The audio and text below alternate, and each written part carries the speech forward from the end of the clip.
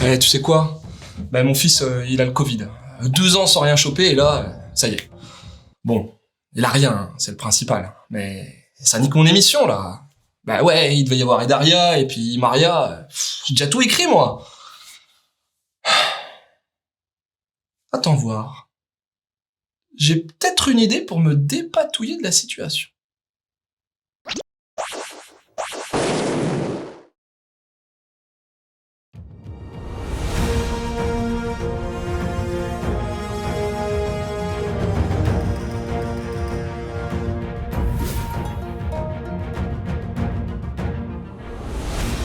Bonjour très chers viewers, c'est comme ça qu'on dit je crois.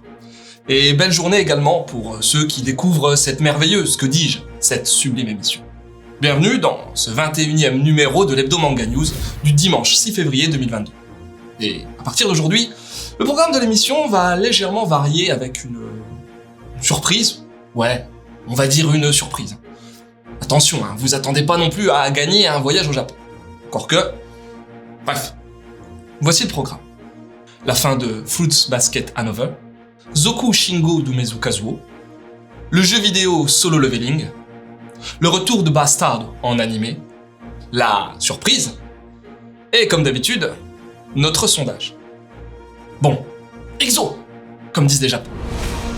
Si t'as un peu de background niveau manga, tu te rappelles certainement d'un grand succès shoujo du début des années 2000, à savoir Fruits Basket, Furuba pour les intimes. Ou pour ceux qui, comme moi, veulent un petit peu se la péter. Hein. Et après plusieurs années de pause, Furuba était revenu en 2015 sous le titre Fruits Basket Hanover. Eh bien, devinez quoi? Le manga va très prochainement se conclure au Japon en 4 petits volumes. Et pour terminer l'aventure en beauté, le hit de Takaya Natsuki aura également droit à un artbook compilant des illustrations de la 3e et dernière saison de l'anime. A noter qu'il s'agit du 3e recueil de dessins. Oui, un recueil par saison. Un peu normal, quoi. Et si, pauvres incultes, vous ne savez pas ce qu'est Fruits Basket, laissez donc Edaria vous enrichir de ses connaissances. Bonjour Lud, la forme. Désolé si mon odeur corporelle laisse à désirer, mais j'ai transpiré sévère pendant le match. De quoi parlez-vous? Et c'est quoi cette tenue à la slam dunk? Fruits Basket, quoi, c'est du basket, mais avec des fruits, c'est... De quoi, c'est pas ça? Non, rien à voir, à la base c'est une histoire d'amour avec de la transformation en animaux. Ah mais on m'avait pas prévenu, et en même temps, avec un titre comme ça, faut pas s'étonner qu'il y ait des quiproquos, hein. Ok, mais littéralement, Fruits Basket, ça veut dire panier de fruits. Rien à voir avec le basketball en fait, rien. Et le rapport avec la transformation en animal, hein? Allez-y, je vous écoute. Merci beaucoup Edaria. Ce t-shirt vous va ravir. Et j'ai vu votre shoot à 3 points avec la pastèque. Franchement, un pur régal. Digne de Stephen Curry. 27 ans.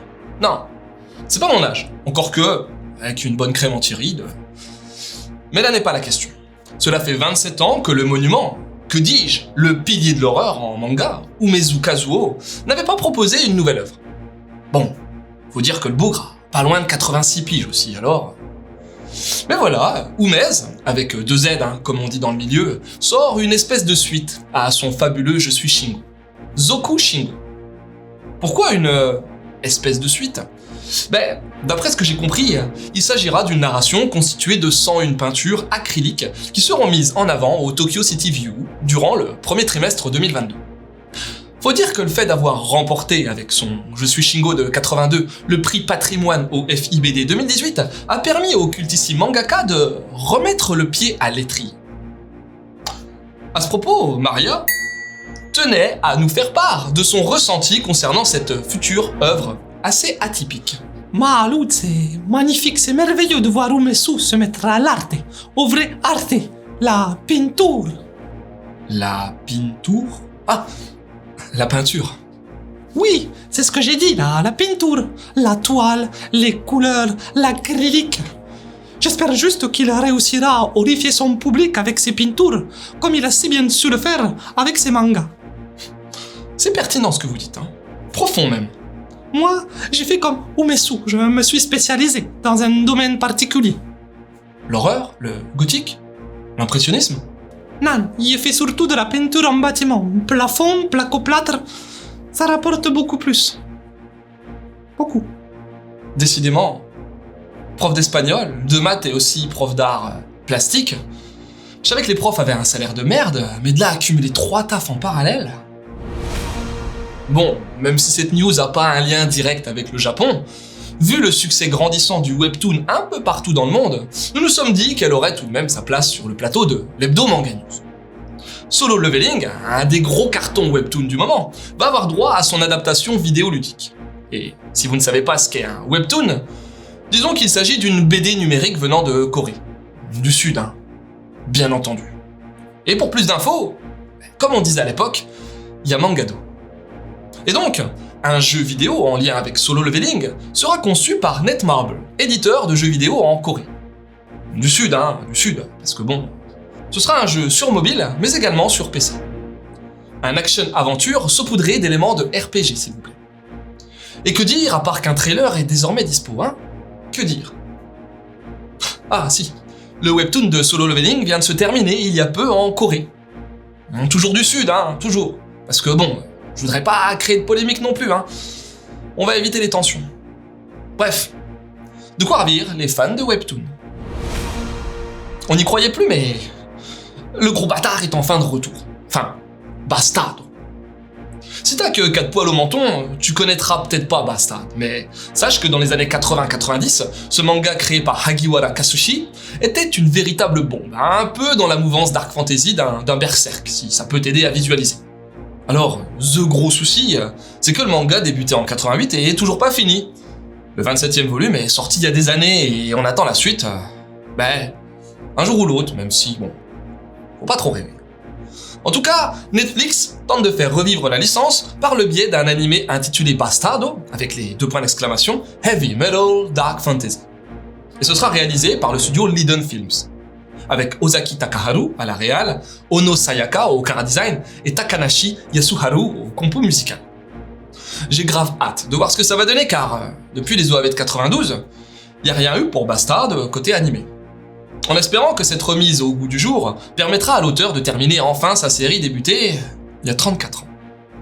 34. Espèce de bâtard. Oh. Désolé, c'était plus fort que moi, c'est mon petit côté tourette, on va dire. Putain, voilà, chatte. Et si certains d'entre vous ont la tourette, je suis désolé, hein, c'était juste une blague. Vous comprenez, bastard, bâtard... Oh, je me suis encore mis dans la merde, moi. Bon, c'est enfin l'heure de la news mystère, de la surprise. Alors, à partir de maintenant, la 5e et dernière news de l'émission, celle-ci quoi, elle sera consacrée à Japan Expo. Oui, Japan Expo. Si vous ne connaissez pas Japan Expo, à mon avis, vous vous êtes planté d'émission, mais faisons tout de même un micro-rappel. Japan Expo, c'est quoi? Tout simplement la grand-messe du manga, de l'animation japonaise et tout simplement de la culture jap en Europe. Depuis 1999, la CEFA nous propose tous les ans de grosses conventions permettant de réunir passionnés de culture jap et créateurs en lien avec ce formidable univers. Bon, avec ce fucking Covid, les dernières Japan Expo commencent à dater, mais devinez quoi? JE fait son grand retour, tel un phénix. Et c'est dans moins de 2 semaines que débutera Japan Expo Sud, du 18 au 20 février au Parc Chano, à Marseille. Et donc, l'hebdo manga news permettra, et ce toutes les semaines, de faire un focus sur une actu en lien avec Japan Expo. Cette semaine, on voulait vous parler d'une expo dans l'expo. En effet, en plus d'avoir tout un paquet d'invités, Japan Expo permet aussi à ses visiteurs de profiter d'expositions, comme ce sera le cas avec celle intitulée Dynamic Heroes Go Nagai All-Star Team. Grendaisa, Mazinga, Debilman, Katihani, ils seront tous là, réunis pour notre plus grand plaisir, avec des figurines géantes, des documents exclusifs, des goodies, j'en passe et des meilleurs. Lors du dernier Japan Expo, à Paris, une expo similaire était présente et nous saluons l'initiative de permettre à cette expo de voyager dans le sud, à Marseille. À quand l'expo Go Nagai, au village de mon cul? J'ai pas la réponse, mais la question est posée. Bon, le moins qu'on puisse dire, c'est que votre participation au sondage est fluctuante, ouais, c'est ça. Fluctuante. La semaine dernière, moins de 50 personnes ont participé, ce qui est notre plus triste record. On voulait savoir quelle était la news Glénat la plus attendue. 24% d'entre vous aimeraient bien voir ce à quoi va ressembler Trillion Game. Comme moi en fait. Ensuite, on a 35% qui veulent goûter à la réédition de Sanctuary. Comme moi aussi.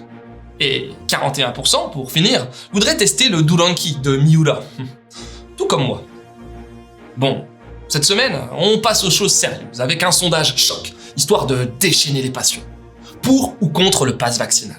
Et n'hésitez pas à vous lâcher dans les commentaires. Comment faire pour voter? Facile, suffit d'aller dans l'onglet communauté de la page YouTube de Manga News. Ça y est, c'est fini pour cette nouvelle émission de l'Hebdo Manga News du 6 février. Un grand merci d'avoir suivi notre programme. Que dis-je? Votre programme.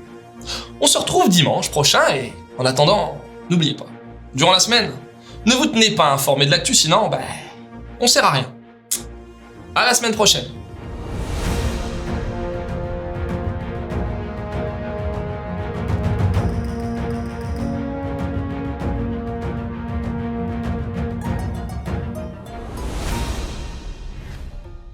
Tu sais quoi, en fait, c'était pas Daria ni Maria tout à l'heure. C'était moi avec des perruques. Je suis sûr que j'ai entourloupé tout le monde avec ça. Puis, faut être honnête, j'ai été bon. Certainement meilleur que tous les autres chroniqueurs d'ailleurs. Franchement, des fois, je me demande pourquoi je m'emmerde avec eux. Je me demande vraiment.